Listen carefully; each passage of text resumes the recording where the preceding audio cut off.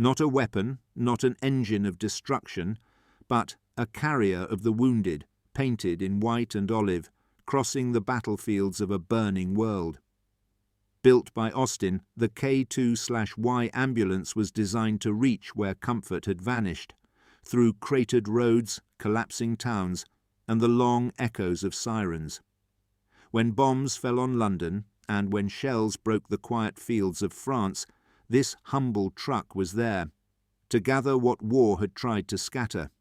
It was the vehicle of return, the last small promise that a soldier might yet see England again.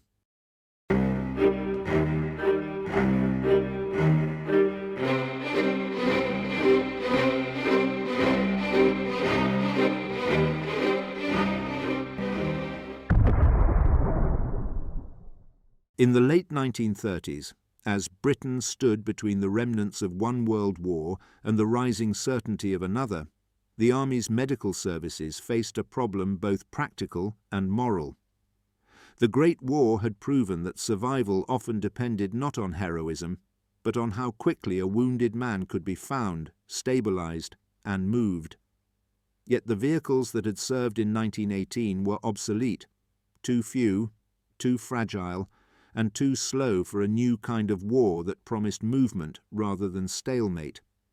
The War Office looked at its motor pool and saw an age that had already passed. Civilian ambulances were narrow-bodied, built for towns and hospitals, unsuited to mud or rubble. The British Expeditionary Force expected air raids, bombardments, chemical risk, and retreat, none of which a London ambulance could endure.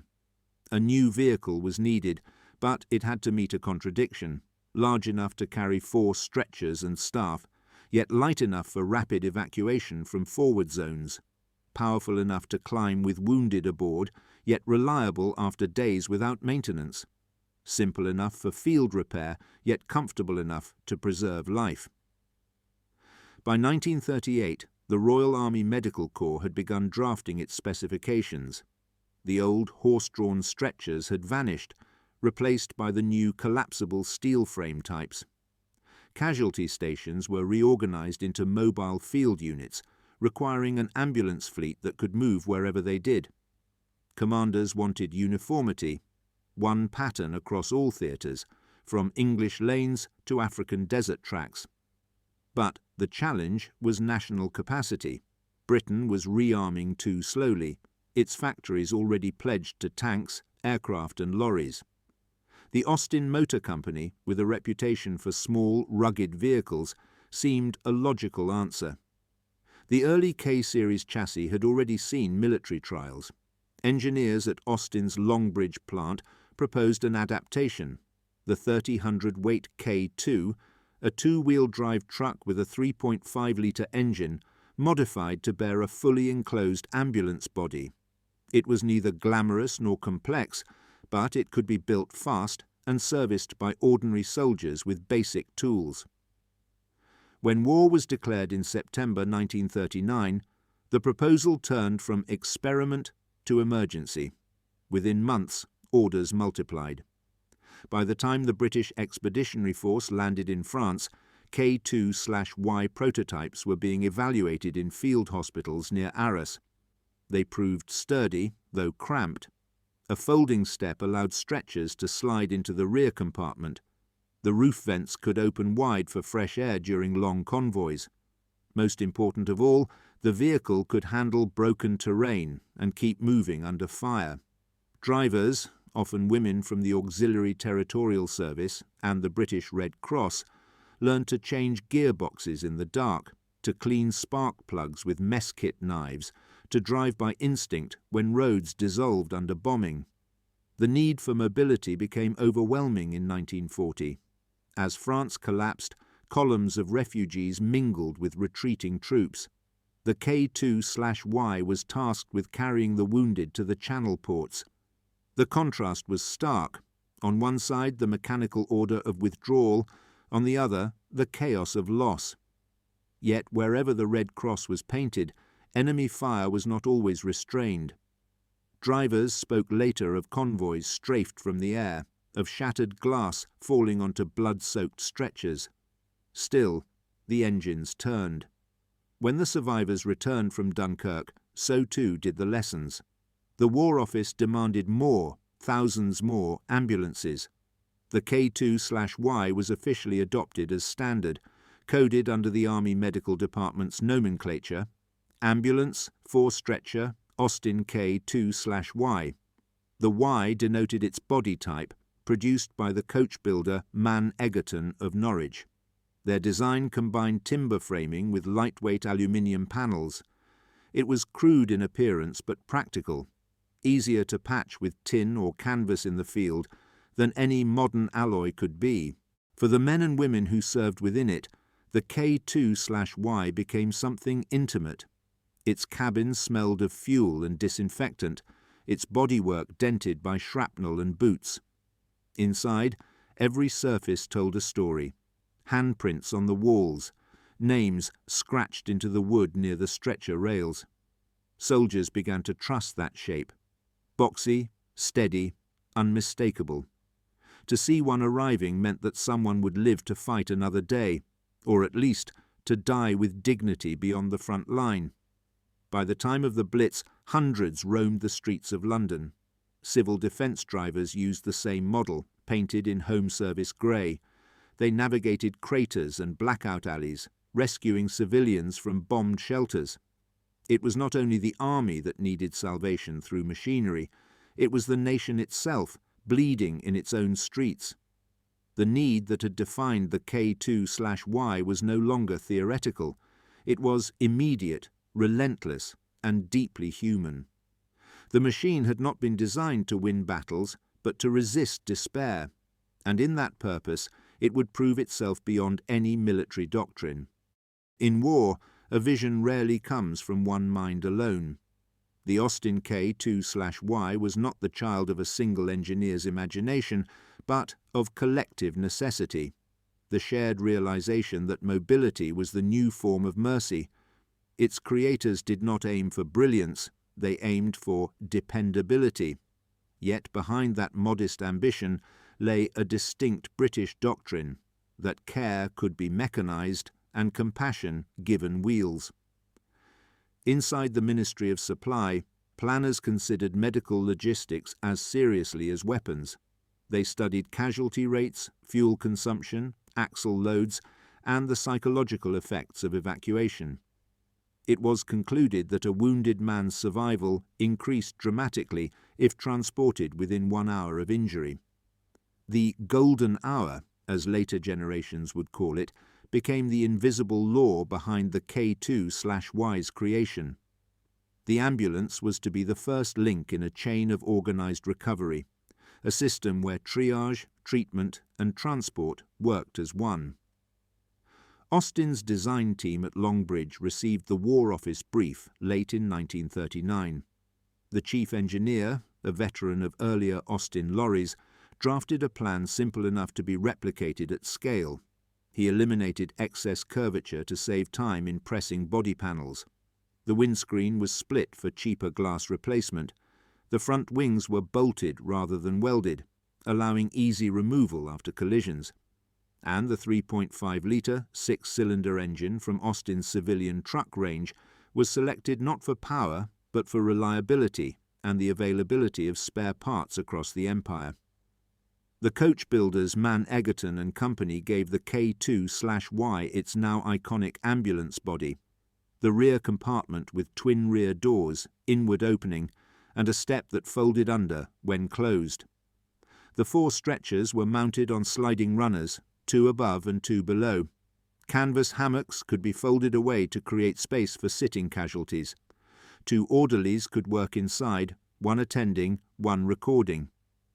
The driver's cab was separated by a wooden partition with a small inspection window, creating both privacy and insulation from engine noise.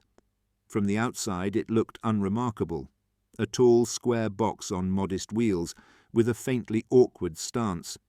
Yet its geometry was deliberate. The high roof allowed orderlies to move upright inside, an innovation for its class. The suspension was designed for minimal jolt, even on cobbled roads. its leaf springs tuned for steady oscillation rather than speed. On paper, it was merely another military vehicle. In spirit, it was an instrument of humanity, one that could move through hellfire with the calm of a hospital corridor. Across Britain, women of the Auxiliary Territorial Service trained to drive them. Among them was Princess Elizabeth, who would one day be Queen. Her training photographs show the young royal leaning over a bonnet, hands stained with oil, tightening a bolt on the K2's engine. It was a symbolic moment, even the future monarch joining the mechanical fraternity of service. The ambulance became an emblem of equality in duty, royalty and mechanic united by the same wrench and will. The Royal Army Medical Corps, meanwhile, refined the protocols that would govern the K2/Y's use. They issued manuals detailing how to load stretchers in darkness, how to secure the wounded on gradients, how to recognize shell shock versus concussion. Every procedure was measured in minutes saved. For the first time, the British Army treated medical evacuation as a logistical science. The K2/Y was the linchpin of that experiment.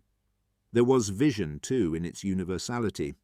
Engineers understood that this ambulance must serve not only in Europe, but in the deserts of North Africa, the jungles of Burma, and the ice of Norway.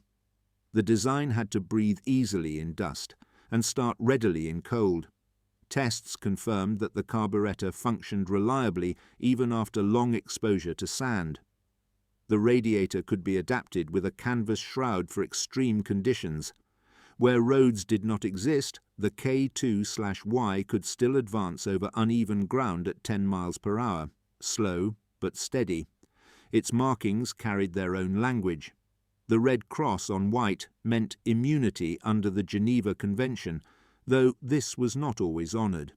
Some drivers painted their roofs with vast crimson crosses to be seen from the air. Others avoided it, fearing the opposite effect. The ambulance thus became both a promise and a target, a contradiction rolling through the fog of total war. By 1941, the K2/Y had achieved more than utility. It had achieved symbolism.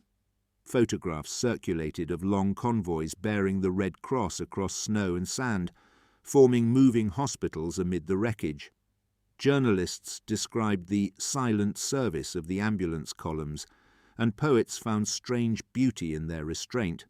The engines that did not roar, the wheels that carried neither attack nor victory, but only reprieve.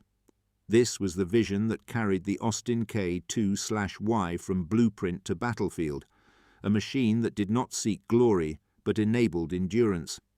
In its quiet shape lay a national conviction that even in mechanized war there must be a mechanism for mercy, and so Britain built one.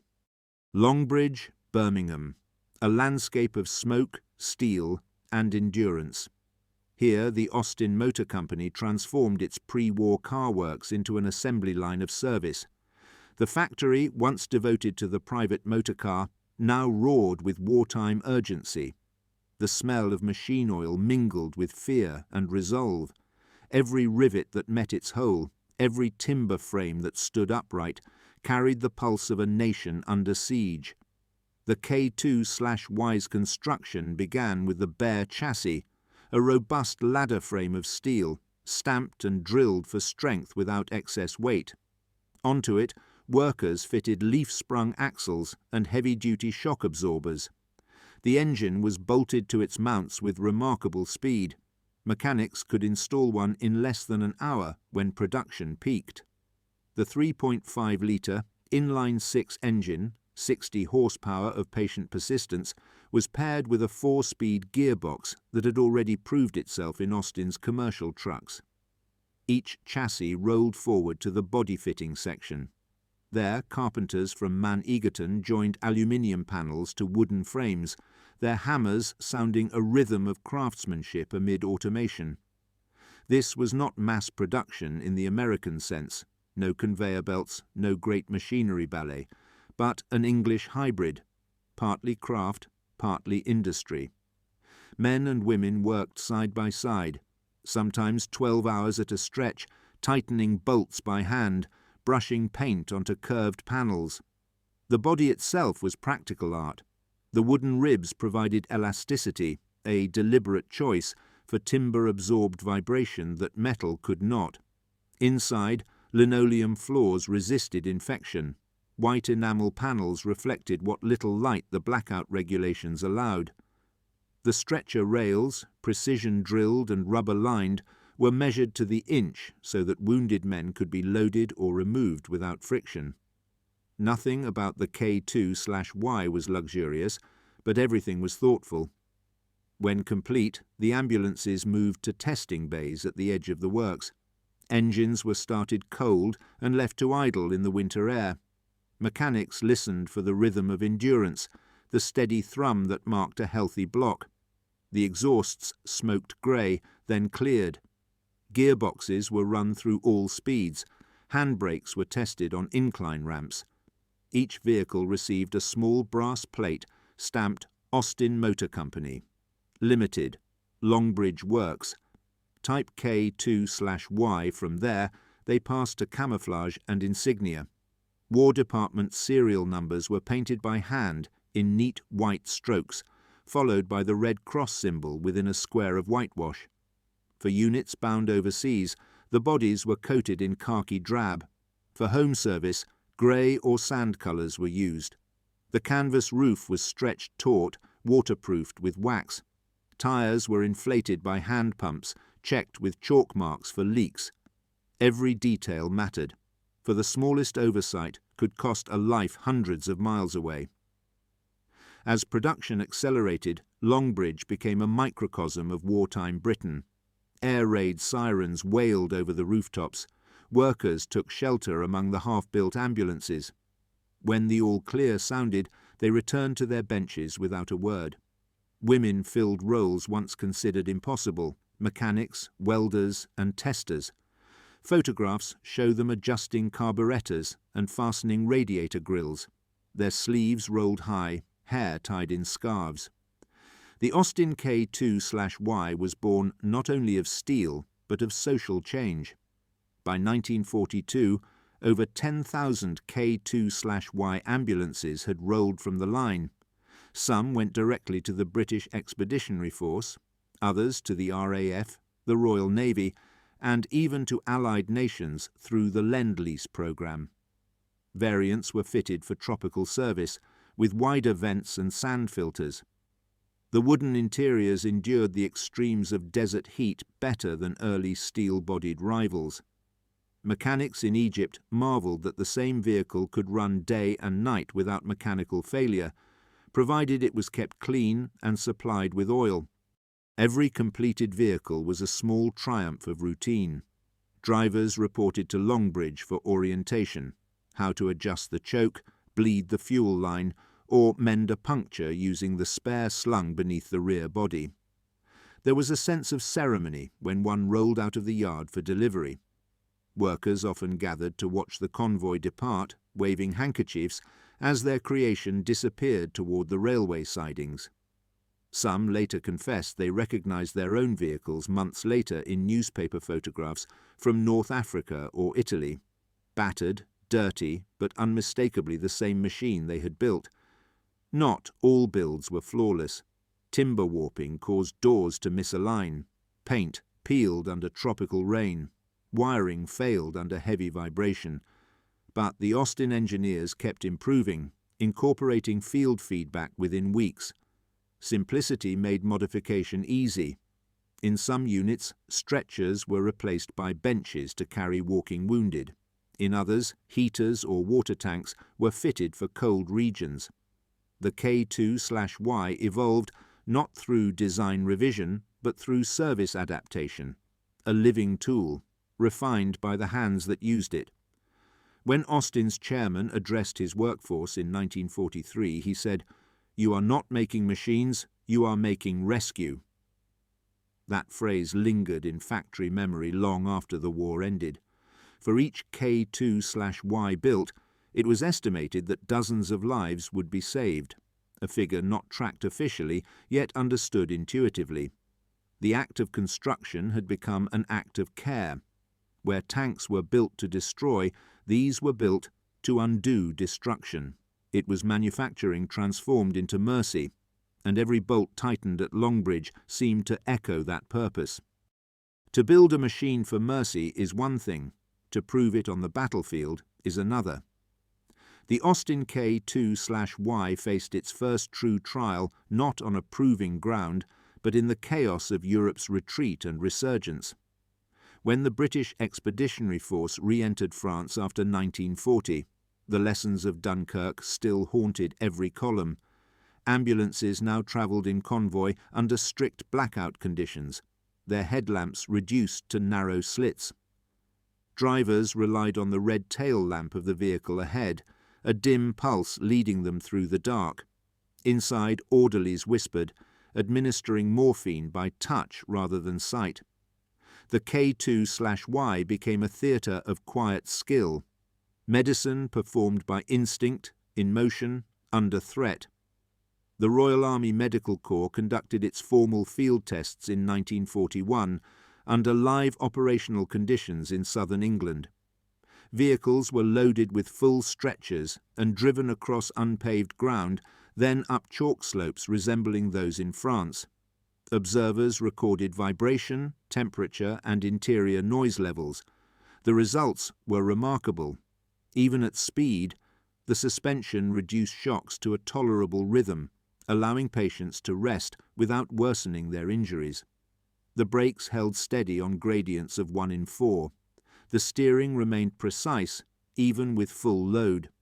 The test report concluded, a satisfactory performance for evacuation in forward and intermediate areas. Ease of operation, exceptional drivers were trained not merely as mechanics, but as nurses. Many were women from the British Red Cross and the Voluntary Aid Detachment. Volunteers who had once driven delivery vans, now handling 3-ton ambulances under bombardment. They learned to double-clutch the heavy gearbox, to start on hills without stalling, to reverse into the narrow courtyards of field hospitals. Their uniforms bore no rank, but their courage was its own commission. Some painted names on their vehicles: Hope, Faith, Connie, Calm. Each name felt like a small prayer scratched into paint. The testing phase never truly ended. Every campaign became a new proving ground. In North Africa, the K2/Y endured heat that warped the wooden frames. Crews improvised shade using tarpaulins tied to open rear doors. Sand clogged radiators and filters, yet the engines kept running. Mechanics learned to wrap damp cloths around fuel lines to prevent vapor lock. The ambulances operated where few lorries dared go, often following tanks across terrain that tore tires to ribbons. When asked how they managed, one driver replied simply, "We drive where they bleed." In Sicily and Italy, mountain roads offered another ordeal. The K2/Y's long wheelbase demanded care on hairpin bends. Crews sometimes had to unload casualties mid-slope and push the vehicle by hand around tight corners. Yet despite such hardship, reliability remained extraordinary. Reports from 1943 recorded average service lives exceeding 80,000 miles, more than many combat vehicles survived. Back home, testing continued under simulated bombing conditions. In a London suburb, medical officers filled an ambulance with stretchers weighted by sandbags and detonated charges nearby to mimic air raids. The shockwave cracked glass, but left the frame intact. Doors jammed, but the body did not collapse. Engineers noted that the timber construction had flexed and absorbed the blast. "An unorthodox virtue," one inspector wrote, "that wood may save where steel would shatter." The Royal Navy adopted the K2/Y as well.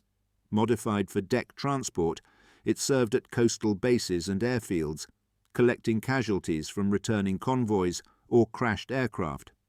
Photographs from 1944 show ambulances lined up beside hospital ships, their paint faded by salt air, their crosses bleached by the sun. The Navy drivers, accustomed to confined decks and narrow gangways, manoeuvred them with the precision of pilots docking aircraft. The K2/Y's compact turning circle, scarcely 20 feet, proved invaluable in such tight spaces. Every test, whether deliberate or accidental, revealed the same truth. This was a machine that endured not through armour or horsepower, but through balance. It was neither too large to reach the wounded, nor too fragile to survive the road. When one failed, another replaced it within hours. Spares were interchangeable and training universal. A driver transferred from Burma to Belgium could take the wheel of any K2/Y and know its rhythm immediately. The final evaluations were human, not mechanical. Letters from medical officers described a comfort most unexpected in war. Some spoke of men regaining consciousness mid-journey, soothed by the rhythmic hum of the engine. Others wrote of the interior as a sanctuary, a moving room of calm amid the dissonance of artillery. The K2/Y had passed its tests not because it was perfect, but because it never demanded perfection. It accepted mud, damage, exhaustion, and still performed. In war, that was the highest form of success, and so it earned its quiet reputation, the ambulance that never argued with the road. The summer of 1944 brought the Austin K2/Y to its crucible, the Normandy campaign. What had begun as a machine of preparation was now thrust into the vastest operation in British military history.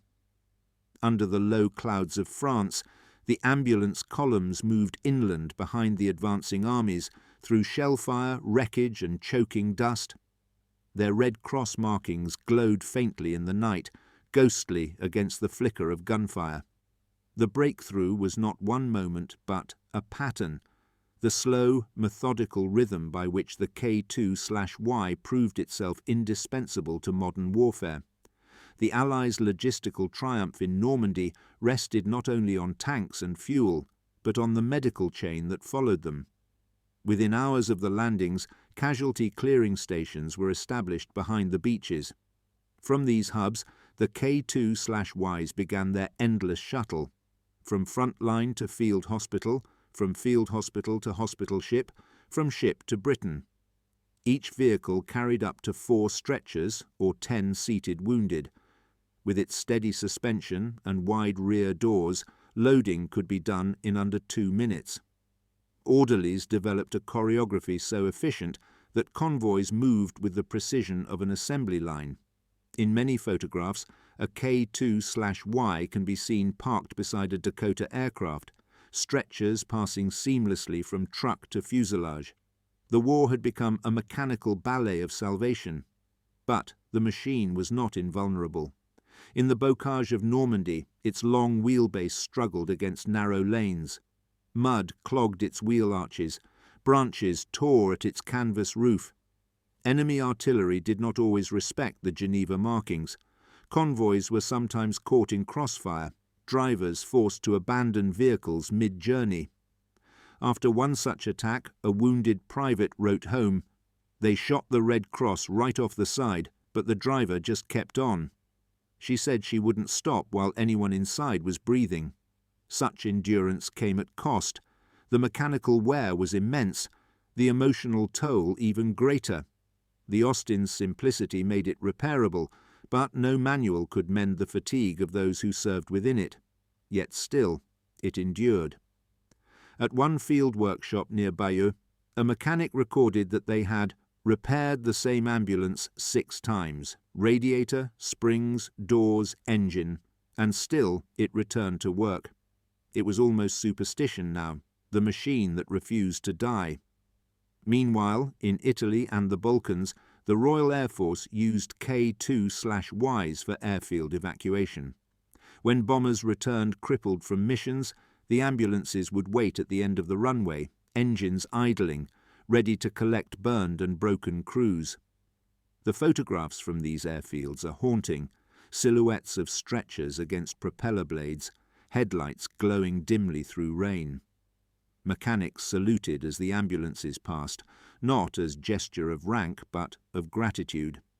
The test of the K2/Y's true worth was not in combat, but in continuity. The British Medical Services measured success not in speed, but in survival. For every mile travelled, they tracked how many casualties arrived alive. By 1944, survival rates had improved dramatically, some estimates exceeding 90% for those evacuated within the first hour. Engineers could not claim that achievement, nor doctors alone. It belonged to the system, and the ambulance was its beating heart. Yet even in triumph, flaws remained. The vehicle lacked four-wheel drive, which limited its reach in heavy mud or snow. Its petrol engine, though reliable, consumed more fuel than diesel alternatives, and its wooden body, while resilient to shock, was flammable under incendiary attack.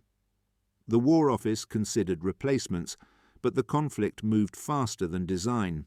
The K2/Y remained in production because it worked, and because no better alternative existed soon enough. The human stories defined its breakthrough more than any engineering metric. In Normandy, nurses described patients whispering to the ambulance walls, calling it home. In Burma, drivers gave them nicknames in local dialects. In London, civilians rescued from the rubble remembered the sound of the Austin engine, a soft, regular pulse that meant help had arrived. It was the sound of survival made mechanical. By late 1944, more than 13,000 K2Ys were in active service.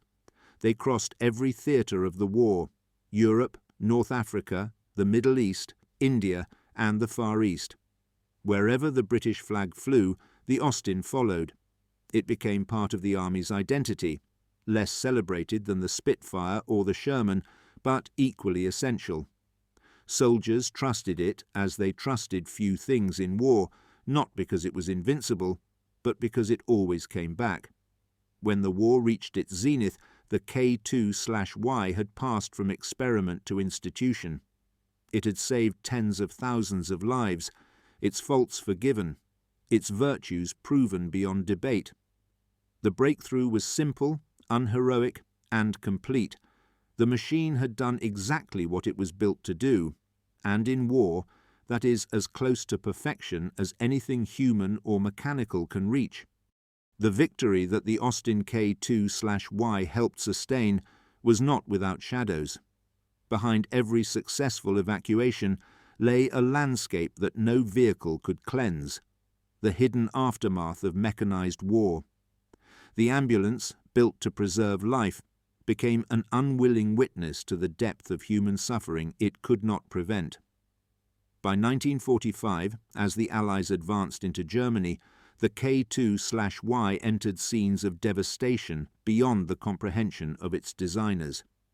At Bergen-Belsen, ambulances were among the first British vehicles through the gates. Their drivers, unarmed and unprepared, faced a silence heavier than any bombardment.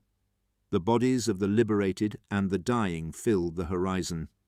The K2/Y, once a symbol of order and care, was suddenly surrounded by a world where medicine itself seemed overwhelmed. Photographs from the liberation show rows of ambulances, their crosses stark against heaps of collapsed humanity.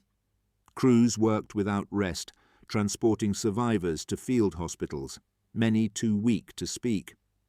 Orderlies later described how the wooden interiors, built for 4 patients, carried twice that number, lying side by side, skeletal and silent. The engines that had once hummed through France and Italy now idled beside open pits of mortality. One driver wrote in her diary, "We were trained to heal wounds, not to see this." The ambulance was too small for such sorrow. Elsewhere, in the Pacific and Far East, the same story unfolded in different light. At Changi Prison in Singapore, Allied prisoners of war were released after years of captivity. The K2/Ys that arrived were greeted not with cheers, but with quiet disbelief. Emaciated men, scarcely clothed, were lifted gently into the same stretchers once used for soldiers fresh from battle. The vehicles carried them to hospital ships anchored offshore, a return journey not of victory, but of endurance against cruelty. The hidden consequence of the K2/Y's success was that it revealed, with merciless clarity, the true scale of suffering modern war could generate. Its presence at every front meant it bore witness to every kind of wound, physical, moral, and psychological. The more efficient the ambulance became, the more efficient the system of destruction it served appeared by contrast. In saving so many, it forced a reckoning with the war's cost. In London, the vehicle returned to scenes that mirrored its earliest duties. The V1 flying bomb campaign had scarred the capital once again. When explosions shattered entire streets, the same K2Ys that had served in Normandy were pressed back into civil defence. Drivers who had known the roads of France now drove through the ruins of Wandsworth and Holborn, ferrying civilians instead of soldiers. It was as if the war's front line had folded back upon itself. The line between home and battlefield had vanished. The Austin engineers read the field reports with mixed pride and unease. Their machine had exceeded all expectations, yet its ubiquity meant that it had seen everything. It had carried the soldier, the airman, the prisoner, the child, and the civilian, all without discrimination. It had no ideology, no judgment. It was the perfect instrument for a war that blurred the moral boundaries of service. In that neutrality lay both its virtue and its tragedy. Historians would later describe the K2/Y as part of the invisible infrastructure of victory, the machinery that made survival possible but never appeared in propaganda. Yet for those who drove it, the experience was indelible. Many returned from service unable to forget the faces behind them, the small sounds of breathing and pain that filled the cabin. The interior of the ambulance became for some a private memorial. In this way, the K2/Y joined a lineage of machines that outlived their purpose, but not their ghosts. It had done its duty too well.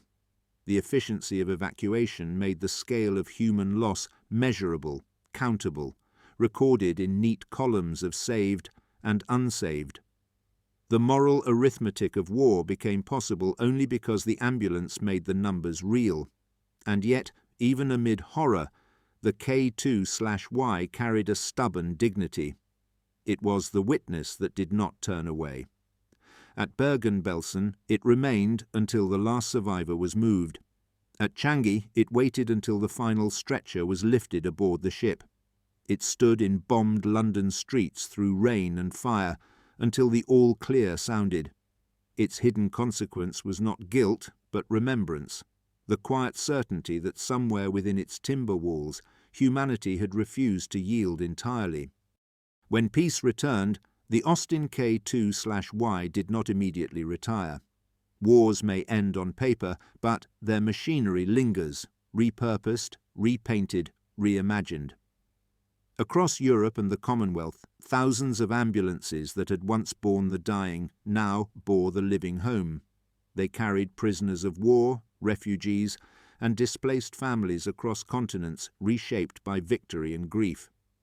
In the Netherlands, one photograph shows a wounded man being loaded into a K2/Y at Eindhoven airfield. The war is over, but the act is the same. A stretcher lifted, a door closed, an engine starting.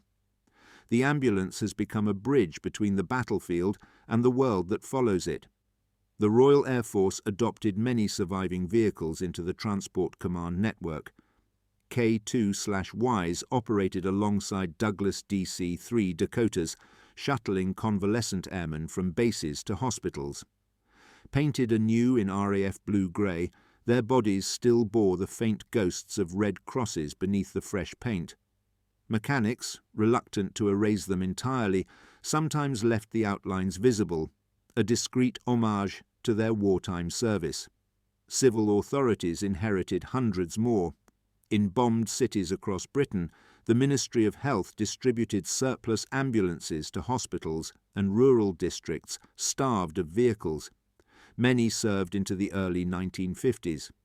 In peacetime, The same engine that had once rumbled through battlefields now echoed in quiet country lanes, carrying expectant mothers or injured farmers.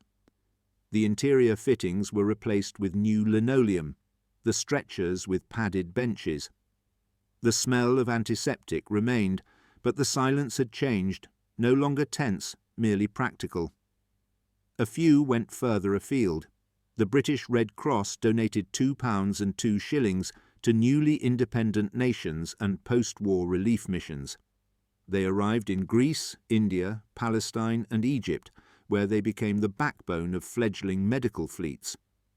In the Suez Crisis of 1956, a handful of these very vehicles, by then more than a decade old, were still in use. Photographs show one being lowered from a ship's deck, its paint faded, its chassis battered but still serviceable. The caption reads simply, "Ambulance, British pattern." For Austin, the legacy was both industrial and moral. The company's reputation as a builder of dependable vehicles soared. The K2/Y became the template for later civilian designs, influencing the post-war Austin Shearline and the early NHS ambulances that replaced the patchwork of local fleets. The war had standardized mercy, the peace would institutionalize it. Museums and collectors later restored surviving examples. Their wooden interiors, scarred and patched, were treated with reverence. Veterans visiting exhibitions often reached out to touch the side panels, tracing with their fingers the outlines of stretchers long vanished. To them, the K2/Y was not a relic, but a companion, a machine that had shared their endurance without ever claiming attention for itself. The legacy extended into cultural memory as well. Films and documentaries of the post-war years often included the image of the boxy Austin ambulance as shorthand for quiet heroism. Its modest form, easily overlooked beside tanks or aircraft, came to symbolize the unsung logistics of salvation. The K2/Y reminded viewers that victory was not only won by those who fought, but also by those who carried the wounded away. Some of these ambulances survived into the 21st century, preserved by enthusiasts or displayed at military museums in Britain, the Netherlands, and Australia. Their engines still start with a deep, deliberate growl. The dashboards remain minimal: one speedometer, one oil gauge, one promise of endurance. When driven today, they move slowly, 40 miles per hour at best, but the sensation is the same as it was in 1944, a steady pulse of movement against adversity. The greatest legacy, however, lies beyond machinery. The K2/Y changed how armies and nations viewed medical logistics. It proved that compassion could be engineered, that efficiency could serve humanity as surely as destruction. After the war, the British Army Medical Corps incorporated its design principles into doctrine: rapid retrieval, stabilization in transit, mechanical reliability above all. Those lessons shaped not only military medicine, but the birth of the National Health Service in 1948.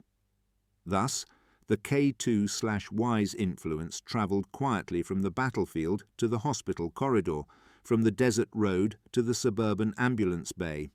Its service ended, but its idea endured, that speed and mercy need not be opposites.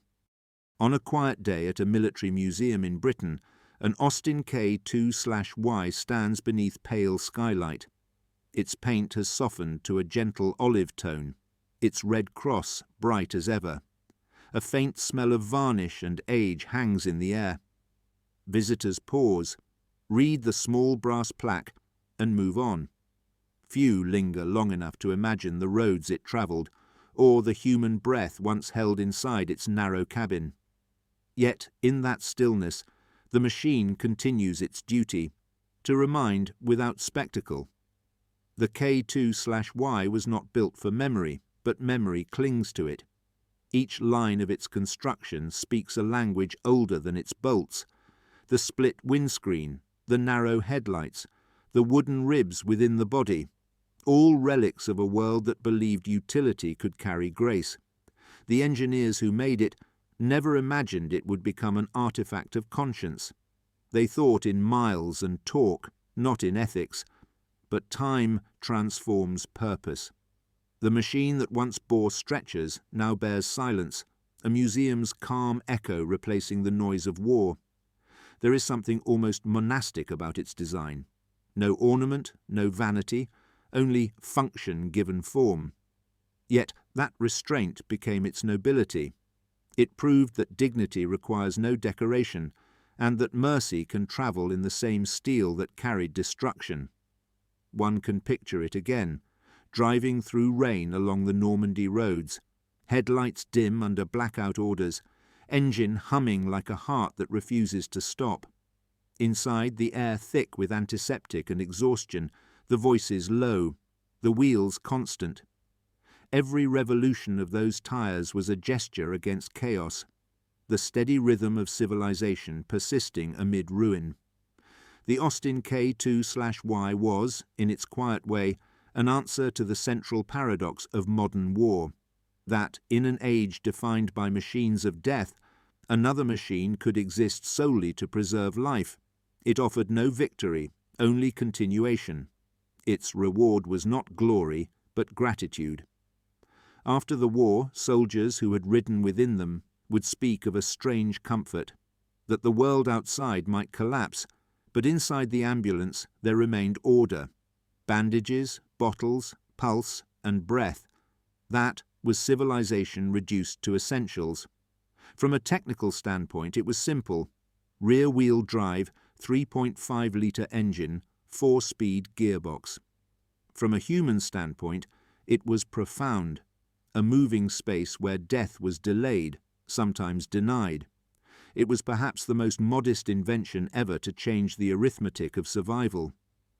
Standing before it now, decades removed, one realizes that the K2/Y did something unusual for a machine. It reconciled precision with compassion. Its gauges and gears served emotion as much as efficiency. It asked of its drivers not aggression, but calm, not victory, but care. The same engineering that produced bombers and tanks also produced this, a four-wheeled assertion that mercy is a form of strength. The photographs of its service endure. Women in khaki leaning from open doors, nurses holding stretchers beneath storm clouds, convoys lined against ruined towns. Each image, stripped of noise, suggests the same truth. The ambulance is not a symbol of defeat, but of refusal to surrender the human spirit. Perhaps that is why the Austin K2/Y continues to appear at remembrance parades and heritage rallies, still running, still dignified. When its engine starts, the sound is deep, unhurried, almost reflective. It feels as though the vehicle itself remembers what it once carried. The final paradox remains.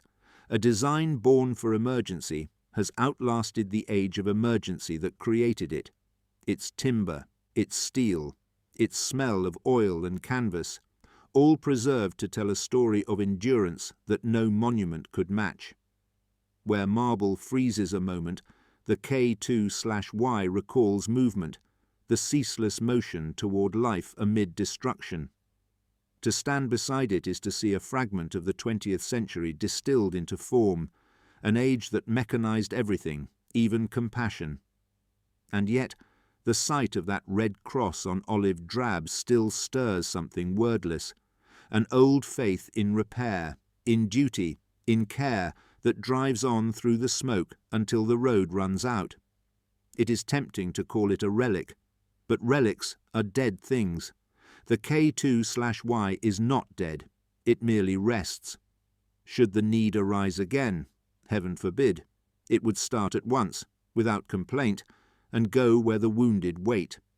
And that, perhaps, is the final thought the Austin K2/Y leaves us, that even amid the machinery of war, there can exist a machine of grace.